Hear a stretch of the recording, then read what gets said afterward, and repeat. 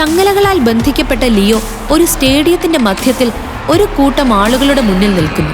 അവന്റെ നേരെ മുന്നിൽ ഒരു കൂട്ടിൽ 40 കൈകളുള്ള ഒരു ഭീമാകാരമായ ഏലിയൻ ഉണ്ട്. ഇവിടെ നിന്നാണ് ലിയോയുടെ, അതായത് സൂര്യന്റെ യഥാർത്ഥ കളി തുടങ്ങിയത്. ലിയോ സൂര്യനായി മാറി ഉയർന്ന ലെവലിലുള്ള ഏലിയൻസിനെ വേട്ടയാടി അവ ജയിക്ക് വിൽക്കുകയും കോടിക്കണക്കിന് രൂപ സമ്പാദിക്കുകയും ചെയ്തു. സൂര്യൻ ഏറ്റവും വലിയ രാക്ഷസന്മാരെയും തോൽപ്പിച്ച ഒരു സൂപ്പർ ഹീറോ. വലിയ കൊമ്പുകളും 10 ആളുകളുടെ പൊക്കവുമുള്ള ഒരു കാണ്ടാമൃഗം ഏലിയനെ കൊന്നത് അവനാണ്. കുതിരകളുടെ പാദങ്ങളും മനുഷ്യരുടെ ശരീരവുമുള്ള അന്യഗ്രഹ ജീവികളെ സൂര്യൻ തന്റെ ബലം കൊണ്ട് വീഴ്ത്തി. പക്ഷേ ഇത്രയും ഏലിയൻസിനെ കൊന്ന ഈ സൂര്യൻ ഒരു കാലത്ത് കോമാളി എന്ന വിളിപ്പേരിൽ എല്ലാവരും കളിയാക്കിയിരുന്ന ഒരു ഭീരുവായിരുന്നു എന്ന് പറഞ്ഞാൽ നിങ്ങൾ വിശ്വസിക്കുമോ? ആരാണ് ഈ സൂര്യൻ? അവന്റെ മുഖംമൂടിക്ക് പിന്നിൽ ആരാണ് മറഞ്ഞിരിക്കുന്നത്? അവന്റെ ആദ്യ വേട്ടയാടലിൽ എന്താണ് സംഭവിച്ചത്? ഏത് ഗ്രഹത്തിലാണ് ഈ കഥ നടക്കുന്നത്?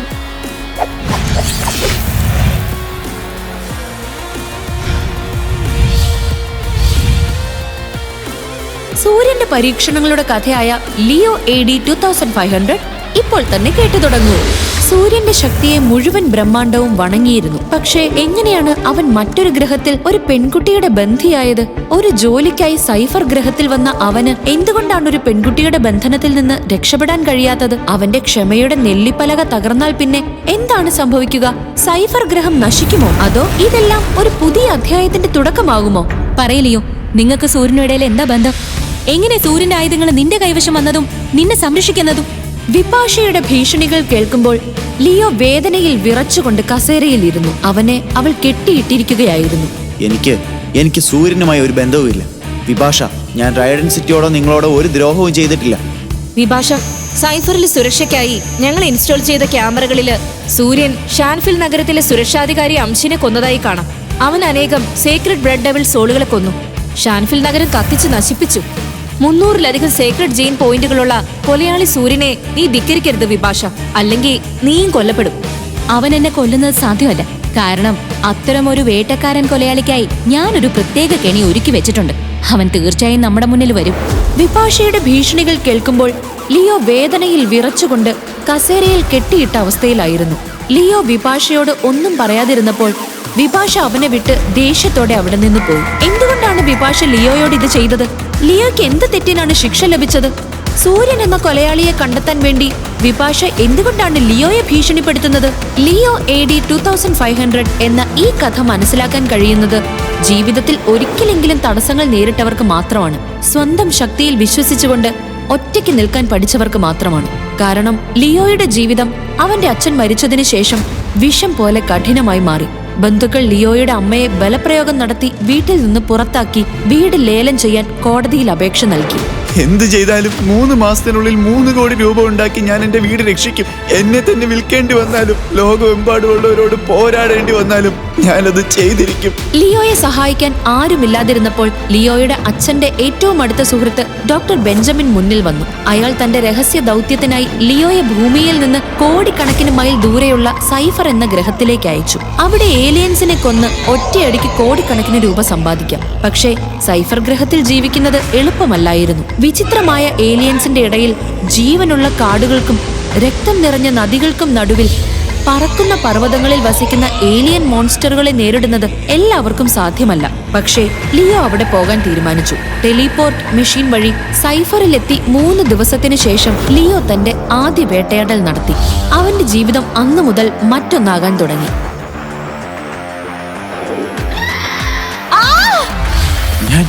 ഞാനൊരു വെള്ള നരിയെ കുത്തിയതാ. പക്ഷേ നരി അങ്ങനെ ഒരു പെൺകുട്ടിയായി മാറി. എടാ വിവരം കെട്ടവനെ, ഇവിടെ എല്ലാവർക്കും അറിയാൻ ഞാൻ നരിയുടെ വേഷത്തിലാ എന്റെ വേട്ടയാടലുകൾ നടത്തുന്നേന്ന്. എന്നോട് ക്ഷമിക്കൂ, ഞാനിവിടെ പുതിയ ആളാ. അടുത്ത തവണ നീ ഇങ്ങനെയുള്ള മണ്ടത്തരം കാണിച്ചാ കത്തി എന്റെ കയ്യിലും കഴുത്ത് നിന്റെ കയ്യിലും ആയിരിക്കും. ഇന്നു മുതൽ നീ ഈ സൈഫർ ഗ്രഹത്തിൽ ഒറ്റയ്ക്കായിരിക്കും. ആരെങ്കിലും നിന്നോട് സൗഹൃദം കാണിക്കോ നിന്നെ സഹായിക്കാൻ ശ്രമിക്കുകയോ ചെയ്താ അവരെന്റെ ശത്രുവായിരിക്കും. വിപാഷ ഇത്രയും പറഞ്ഞ് തന്റെ വെള്ള ഡ്രാഗണിൽ കയറി അവിടെ നിന്ന് പോയി. എന്നാൽ ഇതിനുശേഷം ലിയോയുടെ ജീവിതം നരകത്തേക്കാൾ മോശമായി. ലിയോ പല തവണ വേട്ടയാടാൻ പോയി. പക്ഷെ ഓരോ തവണയും നിരാശ മാത്രമേ ബാക്കിയായുള്ളൂ. പലപ്പോഴും ലിയോ വെറും കൈയോടെ തിരിച്ചെത്തി. മാത്രമല്ല ആരും അവനോട് സംസാരിക്കാൻ കൂട്ടാക്കിയില്ല. ആരും അവനെ സഹായിക്കാനും മുന്നിൽ വന്നില്ല. എന്നാൽ ഇതെല്ലാം അവസാനിച്ചത് ഒരു സ്വർണ്ണ മൃഗത്തെ കൊന്ന് ലിയോ ഒരു സ്വർണ്ണ കവചം നേടിയപ്പോഴാണ്. അന്നു മുതൽ അവന്റെ ജീവിതം പൂർണ്ണമായും മാറി. കാരണം ഇപ്പോൾ സൈഫറിന്റെ ഏറ്റവും ശക്തമായ സ്വർണ്ണ കവചം അവന്റെ പക്കലായിരുന്നു. എന്റെ കൈവശം ഇപ്പോ ഒരു സ്വർണ്ണ കവചത്തിന്റെ ശക്തി ഉണ്ടെന്ന് ഞാൻ ആരോടും പറയില്ല. പറഞ്ഞാൽ ഇവരെന്നിൽ നിന്ന് ഈ കവചവും പിടിച്ചെടുക്കും. ശക്തിയുടെ വിശപ്പുള്ളവർ ഒരിക്കലും ആരുടെയും സ്നേഹിതരല്ല. ലിയോ അറിയാതെ സൈഫറിന്റെ സുരക്ഷയ്ക്കായി റൈഡൻ സിറ്റി ഭൂമിയിൽ നിന്ന് കൊണ്ടുവന്ന ചില ക്യാമറകൾ അവിടെ ഇൻസ്റ്റാൾ ചെയ്തിരുന്നു. അതിലൂടെ റൈഡൻ സിറ്റി സൈഫറിൽ നിരീക്ഷണം നടത്തി. ലിയോ സ്വർണ്ണ കവചം ധരിച്ച് ഒരു നിഷിദ്ധ പ്രദേശത്തേക്ക് പോയി. അവിടെ വിഷം നിറച്ച പച്ച നിറത്തിലുള്ള വെട്ടുക്കിളികൾ ഉണ്ടായിരുന്നു. ലിയോ ഓരോന്നായി അവയെ കൊന്നു. അപ്പോൾ വിപാഷയുടെ ഗ്യാങ്ങിൽ പ്രവർത്തിക്കുന്ന ജയ് ലിയോയെ കണ്ടുമുട്ടി.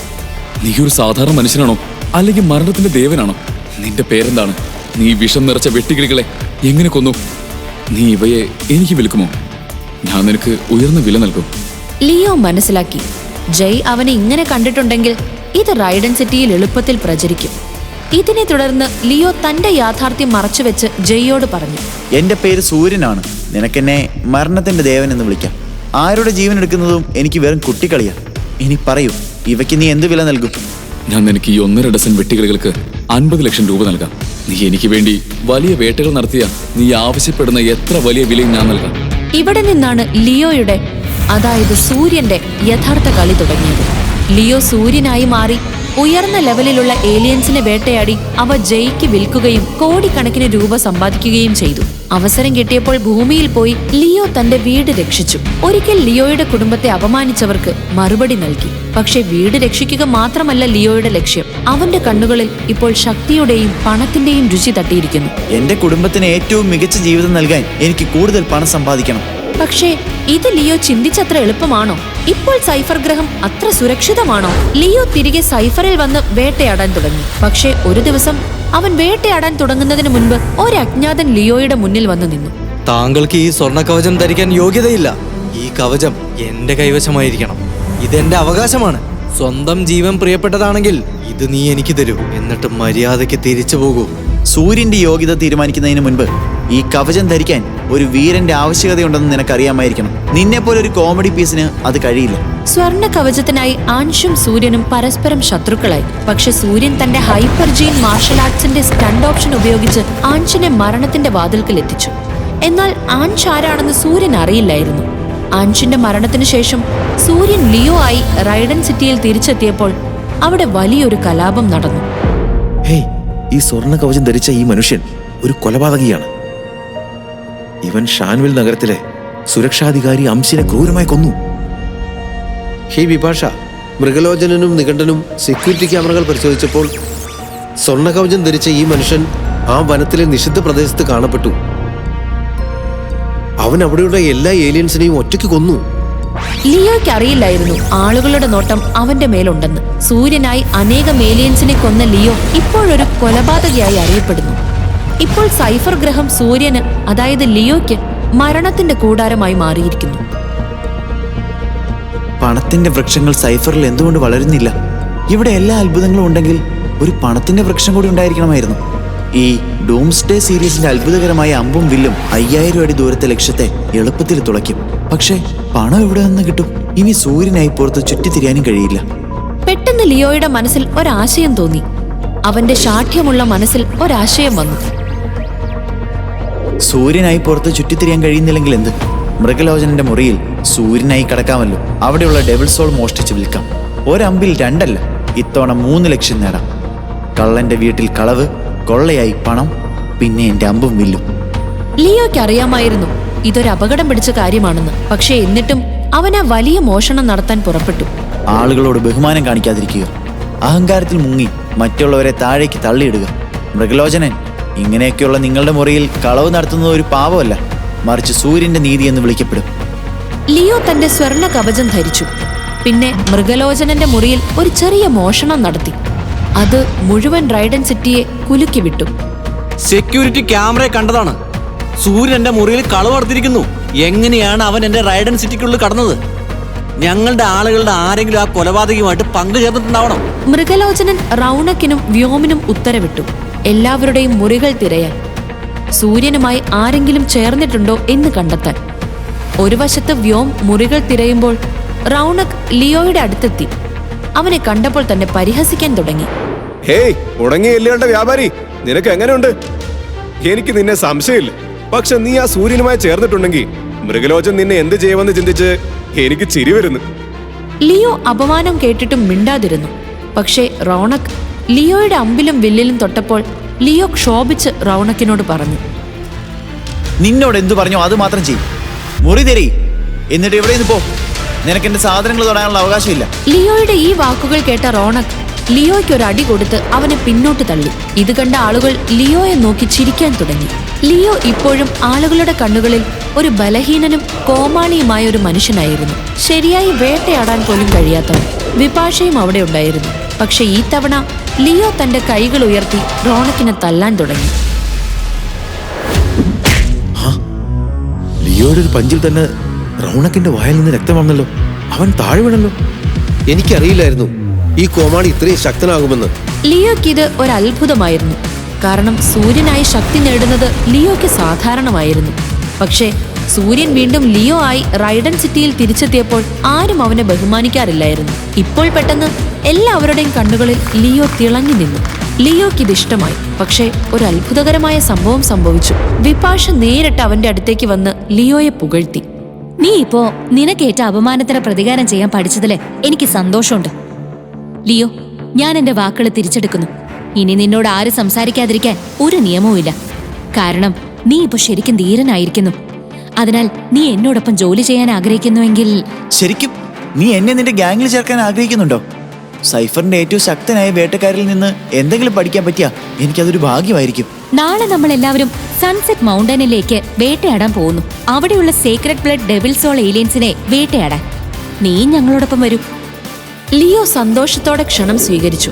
കാരണം ഇപ്പോൾ റൈഡൻ സിറ്റി അവനെ ബഹുമാനത്തോടെ കാണുന്നു.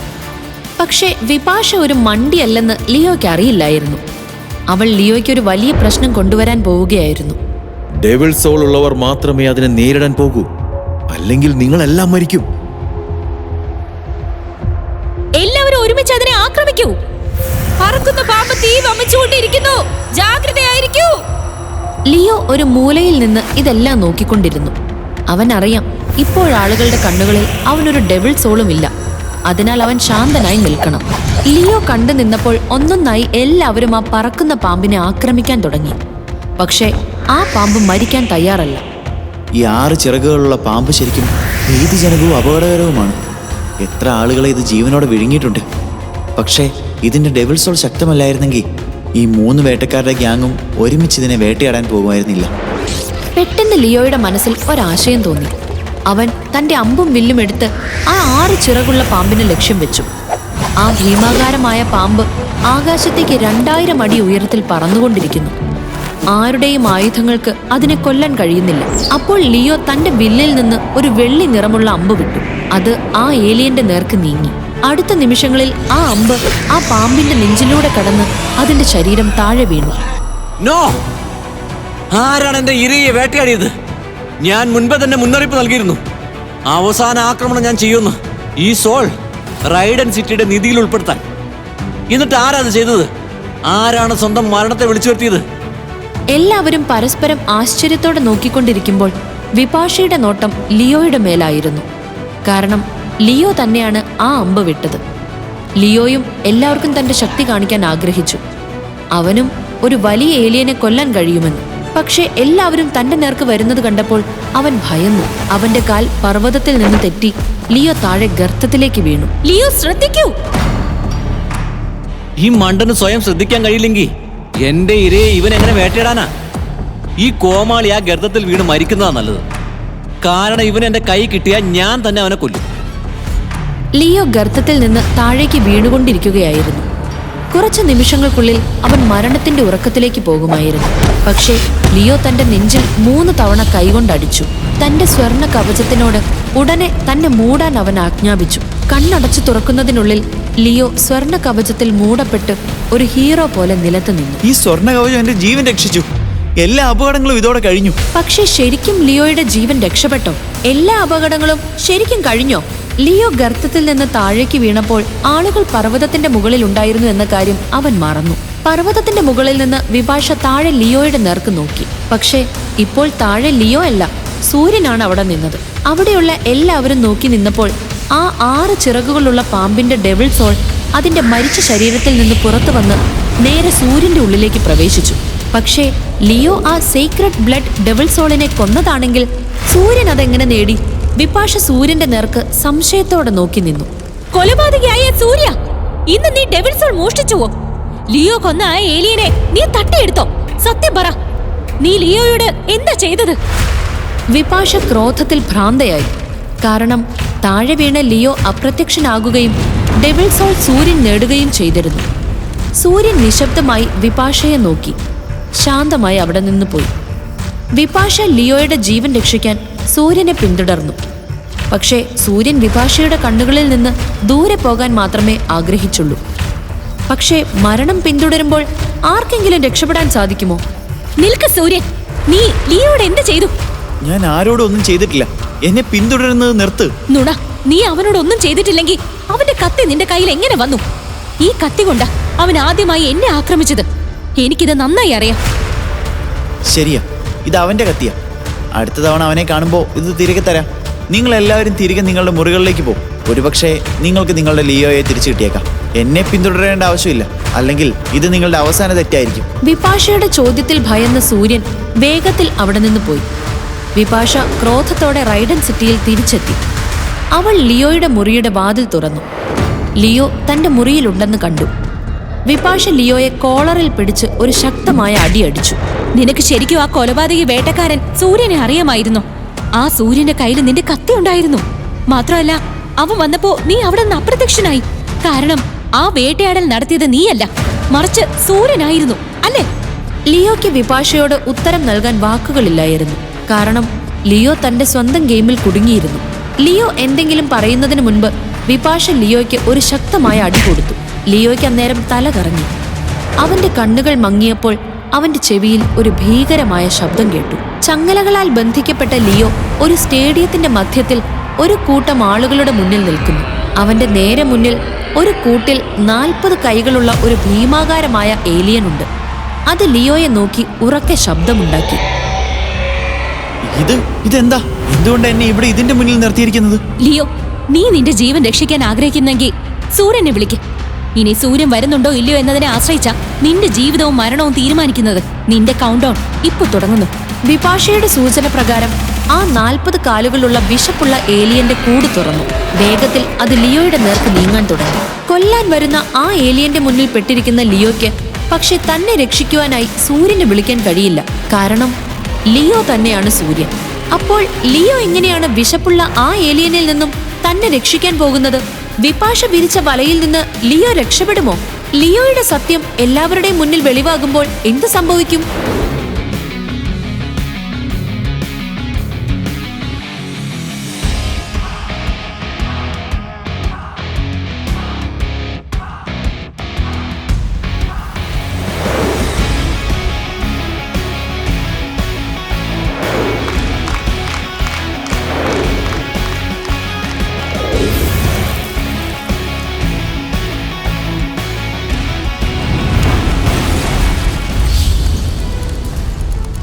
ഈ കഥ തുടർന്ന് കേൾക്കുന്നതിനായി ഇപ്പോൾ തന്നെ പോക്കറ്റ് FM ആപ്പ് ഇൻസ്റ്റാൾ ചെയ്യൂ. Link in description.